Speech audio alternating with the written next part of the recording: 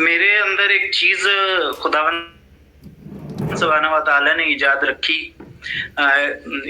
की कि हर वो चीज जिसकी नफी की गई किसी किताब में, इंटरनेट की किसी पोस्ट पे, किसी और जगह पर, यानी जिसकी तकजीब एक शख्स कर रहा है, तो मेरे अंदर ये एक जम्बा है कि मैं उसके असल को जाकर जरूर देखता हूँ कि जो इसकी मजम्मत कर रहा है, इसकी तनकीद कर रहा है, इस पे तनकीद कर रहा है, तो असल आया माजरा यही है जो ये इल्जामात आयद कर रहा है, या कि दास्तान कुछ और है। तो इसी सिलसिले में दुनिया भर की मुख्तलिफ आइडियोलॉजीज, नजरियात, मज़ाहिब, मसालिक को पढ़ा भी है। यहाँ पर अगर हम शिया उलमा की बात करें तो मेरे लिए मैं अपने इब्तदाई असातिज़ा में शुमार करता हूँ, यानी वो पहली शख्सियत जिनके बहुत एहसानात हैं, उनकी बहुत शफकत है मुझ पर, इल्मी हवाले से भी, मानवी हवाले से भी।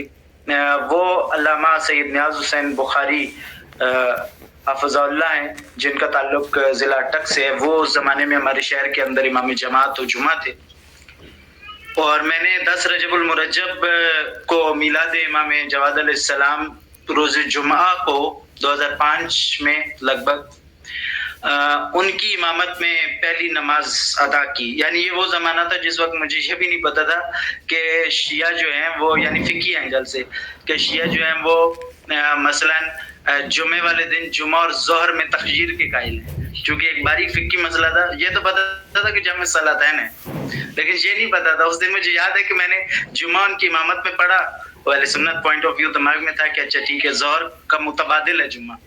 और फिर जब लोग खड़े हुए 4 रकत ज़ोहर की इख्तियारी पढ़ने के लिए, तो मैंने वो 4 रकत असर पढ़ ली। वो असर पढ़ के बैठा तो वो फिर उन्होंने इकामत कह दी। मुझे हाजी वो पहला लम्हा याद है। तो उसके बाद उनसे राब्ता रहा और उनकी बहुत शफकत रही मुझ पर। अगर बिलवास्ता असातिज़ा की बात करूँ, ये बिलावास्ता उस्ताद थे हमारे।